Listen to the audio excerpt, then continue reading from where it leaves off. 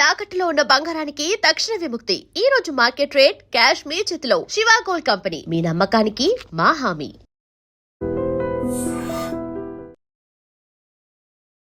I dream చూస్తున్న ప్రేక్షకులందరికీ నమస్కారం. సెప్టెంబర్ మాసంలో గోచార రీత్యా ద్వాదశ రాశుల వారికి ఏ విధంగా ఉంటుందని తెలియచేయడానికి ఈరోజు స్టూడియోలో మనతో పాటు ఉన్నారు ఐకాన్ ఆస్ట్రాలజర్ గట్టపల్లి సురేష్ బాబు గారు. మాట్లాడదాం. నమస్కారం అండి. జై శ్రీమన్నారాయణ. సార్, మేషరాశి వారికి ఈ సెప్టెంబర్ మాసంలో ఏ విధంగా ఉంటుంది తెలియచేయండి. ముందుగా మనకి ద్వాదశ రాశిలో ఒకటి మేషరాశి. ఈ మేషరాశి వారికి 2026 సంవత్సరం సెప్టెంబర్ మాసం. ఇటీవల మనకి మారినటువంటి గ్రహాల యొక్క స్థితిగతులు కావచ్చు, గోచార ప్రకారంగా కావచ్చు, ఈ యొక్క మేషరాశి వారిని గమనించినట్టయితే కనుక శని భగవానుడు అశుభ దృష్టితో ఉండడం 12వ స్థానంలో, అలానే కన్యారాశికి అధిపతి అయినటువంటి బుధ భగవానుడు, అలానే తులారాశికి అధిపతి అయినటువంటి శుక్రుడు కూడా తులారాశిలో ఉండడం, ఇవన్నీ కూడా గ్రహాల యొక్క స్థితిగతుల ప్రకారంగా కూడా ఈ మేషరాశి వాళ్ళని చూసినట్టయితే కనుక మనకి ఇప్పటివరకు ఉన్నటువంటి పరిస్థితులు కావచ్చు, గ్రహరీత్యా కావచ్చు, గోచారం కావచ్చు గమనించుకుంటూ ఆ నడిచేటువంటి దశలు కనుక వారికి ఏదైనా రవి దశ కానీ, చంద్రుడి దశ కానీ, లేదంటే శుక్రుడి దశ కానీ నడిచేటువంటి వాళ్ళు ఎవరైతే ఉన్నారో వీరందరికీ కూడా ఆ పట్టిందల్లా బంగారం అయ్యేటువంటి అవకాశాలు అయితే ఈ యొక్క సెప్టెంబర్ మాసంలో కనపడబోతున్నాయి. అందులోనూ ఈ 2020 సంవత్సరం సెప్టెంబర్ మాసంలో వచ్చేటువంటి వినాయక చవితి కావచ్చు, ఈ వినాయక చవితి పర్వదినాల్లో అందరూ కూడా పాలు పంచుకోవటం వలన వాళ్ళకి కలిగేటువంటి లాభ నష్టాల్లో చవి చూచేటువంటి విధానం కూడా మనం ఒకసారి మాట్లాడుకున్నట్టయితే కనుక మొదటిగా మనకి ఈ ద్వాదశ రాశిలో ఒకటి మేషరాశి కాబట్టి ఈ మేషరాశి వారికి ఆర్థికమైనటువంటి పరిస్థితుల నుంచి బయటపడటానికి ఇది ఒక అనువైనటువంటి కాలం అని చెప్పొచ్చు. రెండోది, ఈ శ్రావణ మాసం 11వ తారీఖు వరకు కూడా కొనసాగుతుండేది. శ్రావణ మాసం 11వ తారీఖు వరకు ఎవరైనా పెళ్లి చేసుకోవాలనుకున్నా, అంటే మొదటిసారిగా పెళ్లి చేసుకోవాలనుకున్న వారికి అయితే చాలా అనుకూలంగా అయితే కనపడుతుంది ఈ శ్రావణ మాసం 11వ తారీఖు వరకు కూడా. అలానే వ్యాపారస్తులు ఎవరైనా వ్యాపారాన్ని ఇంకా డెవలప్ చేయడానికి కానీ, ఇంకా ఏదన్నా పాడి పంటలు పండించుకునే దానికి కానీ, ఇంకేదన్నా జంతువుల్ని పెంచుకునే దాంట్లో తీసుకొచ్చుకునే దానికి కానీ ఎన్నొక్క శ్రావణ మాసం చాలా అద్భుతంగానే ఉంటుందని చెప్పుకోవచ్చు. కాబట్టి మేషరాశి వాళ్ళు అలాంటి ప్రయత్నం చేయొచ్చు.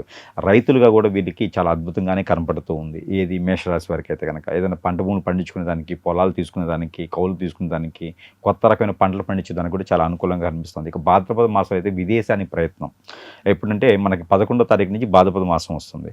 అంటే విదేశానికి ప్రయత్నం ఎవరైనా చేసేవారు ఉంటే కనుక ఖచ్చితంగా విదేశాలకు వెళ్ళేటువంటి ప్రయత్నం చేయొచ్చు. యూనివర్సిటీ సీట్లు కూడా ప్రయత్నం చేయొచ్చు. వైట్ కాలర్ జాబ్, ఇంకేదైనా ఇక్కడ గవర్నమెంట్, సెంట్రల్ గవర్నమెంట్ దాంట్లో జాబుల కోసం ప్రయత్నం చేసేది ఖచ్చితంగా బాగుంటుంది. కాకపోతే ఎవరికైనా మాట ఇవ్వకూడదు, డబ్బు ఇవ్వకూడదు, ఎవరికైనా సరే సహాయం చేయకుండా ఉండి వీరికి కోసం వీరు ఉంటే సరిపోతుంది. ఎందుకంటే కనుక బుధుడు వీరి దాంట్లో కొంచెం నీచంలో కనిపిస్తున్నారు ఈ ద్వాదశ రాశిలో ఒకటి మేషరాశి వారికి అయితే కనుక.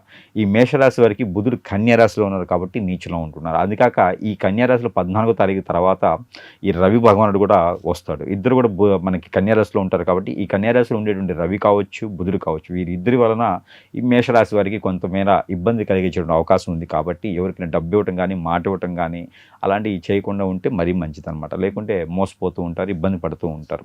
ఇకపోతే రాజకీయ రంగంలో ఉన్న, సినీ రంగంలో ఉన్న వారికి అయితే కొంచెం అవకాశాలు అయితే బాగానే కనిపిస్తూ ఉన్నాయి. ఇకపోతే వీరికి ఏంటంటే కనుక ప్రతి రోజు చేయలేకపోయినా కూడా కొన్ని పరిహారాలు చేసుకోవాలి. పరిహారాల కన్నా కూడా ముందు మేషరాశి వారికి ముఖ్యంగా గమనించుకోవాల్సింది ఏంటంటే, పుట్టిన తర్వాత ఏదోటి సాధించడానికో, ఏదోటి అనుభవించడానికో, లేదా ఏదోటి సంపాదించుకోవడానికో, గోల్స్ని రీచ్ అవ్వడానికో, బాధ్యతని నిర్వర్తించడానికో జరుగుతూ ఉంటుంది.